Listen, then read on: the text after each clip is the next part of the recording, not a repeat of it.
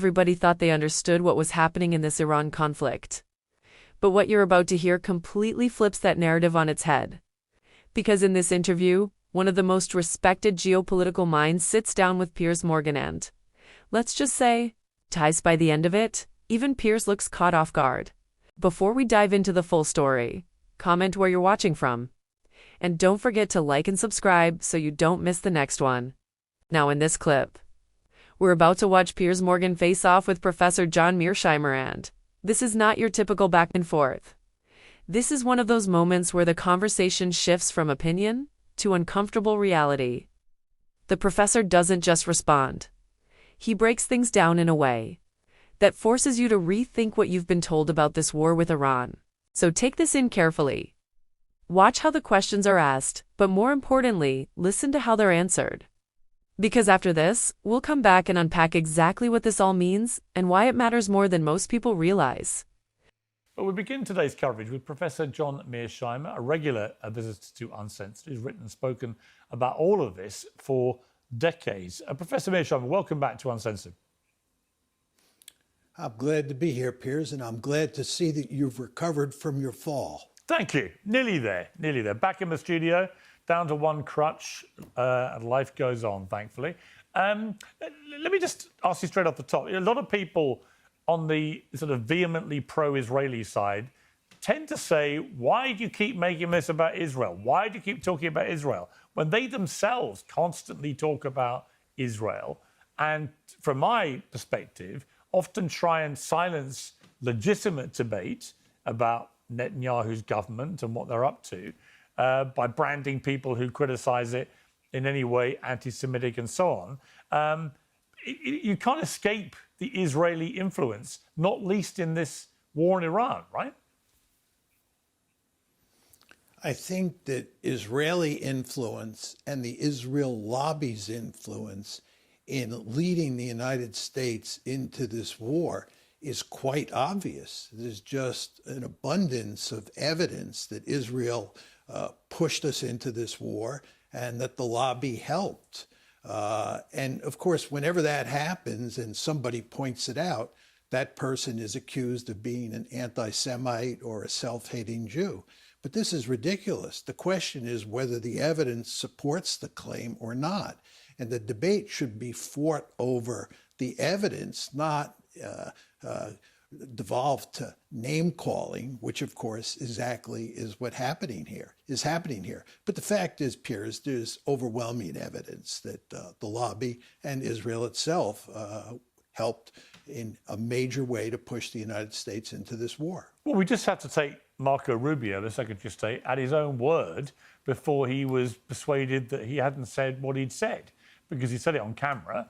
And he said that when asked why did America have to preemptively strike at Iran, he said because America had been notified by another country, clearly Israel, that they were going to attack Iran, and that the inevitable consequence would be that Iran would respond against American interests, including military bases in the Gulf and so on. And therefore, America had to get in first and preemptively go in with the Israelis. It seemed at the time very convoluted, but very revealing too, because as we now know from Antony Blinken, I've talked about this many times on the show since he said it, because it's so relevant, I think.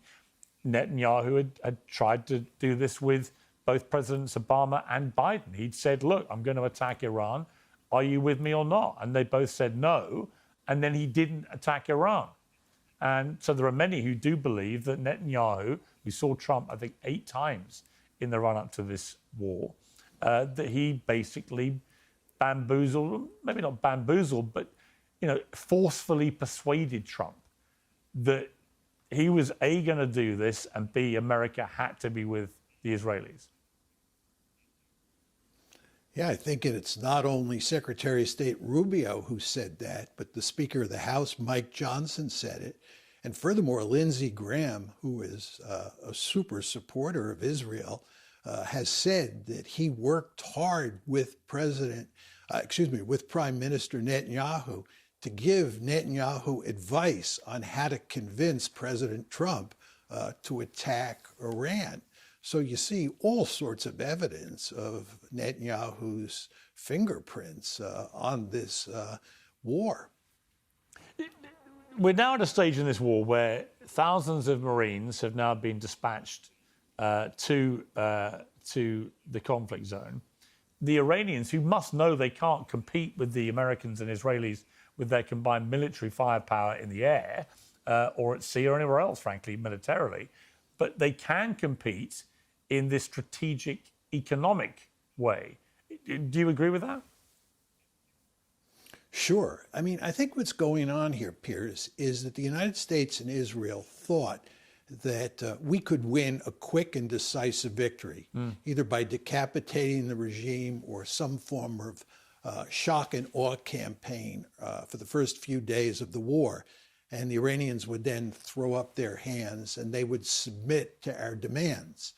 And in fact, President Trump has said that he was told that there was a good chance that the Iranians would close down the Strait of Hormuz, but he ignored that warning because he thought we would win a victory before that became a viable option for the Iranians. But what's happened here is that we did not achieve a quick and decisive victory, and we're now in a long war, a war of attrition. And that's a war that the Iranians prepared for, and that's a war that the Iranians are in an excellent position to prevail in. If you think about the various steps up the escalation ladder that we can take, what you see is that the Iranians can match us at every point, and they can cause not only enormous damage for the countries in the region and for the United States military forces that are located there, but maybe even more importantly for the international economy. They have the ability, as you go up the escalation ladder, to tank the international economy. This would be catastrophic. So we are now in a situation, having failed to achieve a quick and decisive victory, where we could lose in a really serious way. So if you were advising Donald Trump, which is, I have to say, at the unlikely end of the expectation ladder, but if you were, what advice would you give him? He clearly, I think, wants to get out of this, but he doesn't seem to really know how he can do that, which doesn't look like a crushing defeat or retreat. What would you advise him to do, which would be a skillful and achievable way of extricating America from this war? I've thought long and hard about this, and I've talked to a number of very smart people, a number of my friends who are what I would call spinmeisters. They can figure out almost always how to get out of a mess. And I don't think anybody can come up with a good solution for solving this problem. What most people say is that what President Trump should do is declare victory and get out. I mean, he can do that, but it will be seen as a humiliating defeat for the United States. And furthermore, you run into the problem that the Iranians themselves might not agree to end the war. The United States can quit, but the Israelis and the Iranians may continue fighting. And again, as I said, the Iranians have a lot of cards to play here. They can do a lot of damage. So even if we walk away, it's not clear that that solves the problem. And then again, where I started, the United States will look like it suffered a humiliating defeat. So I think that President Trump has got himself into a situation where there is really no good exit strategy. Yeah, that's the way I see it. And I'm still completely baffled why politically, never mind anything else, he thought this was a good time to take the biggest gamble he's ever taken, because he's got the midterms coming. You know, already he was looking like he might lose the House. He could lose the Senate over this. And then that's pretty much it. You know, as a president, if you don't have any control of any part of Congress, there's not much you can do. You can fly a few executive orders around, but otherwise you're extremely limited in your power. And of course, the other irony of this is that Russia is already emerging as one of the big beneficiaries of what is going on, because the sanctions have been lifted. They're making enormous amounts of money from this, which could carry on the longer it goes on. And you've got to look at it and say, how does a war you've launched against Iran that ends up with Russia benefiting with higher prices for its own stuff, degraded Western sanctions against it, and potential Chinese backing for new projects. How does any of that be a win for the United States? Well, it's not. But to get to your initial point as to how he could have possibly got himself into this mess, I think it's very important to understand that he thought that the Iranian regime was very vulnerable. It was very weak. Yeah. And that the United States could cause it to topple with great ease. You want to remember that before the war, when we moved the Armada into the Middle East, Steve Witkoff has told us that President Trump was surprised that the Iranians did not throw up their hands and surrender before the war started. In other words, President Trump expected the mere threat of force from this armada to cause Iran to surrender. And of course, that didn't happen. And then he went to war thinking just a little bit of military force on the first few days. This wouldn't be a long war. We would knock off the regime. And I think that his success in Venezuela, where he was able to kidnap Maduro and put an end to that conflict very quickly, gave him additional confidence that he could, in a sense, float like a butterfly and sting like a bee. But the fact is that that didn't happen. And again, once that doesn't happen, he's in a catastrophic situation. But I don't think he thought for 1 second that that would happen. And again, that's why he could dismiss the Pentagon's warning that it was likely that the Iranians would shut down the strait. And furthermore, the warning that the Iranians would engage in horizontal escalation. They would not simply attack Israel, they would attack American assets in the Gulf, and they would attack the Gulf states themselves. He just didn't see this coming.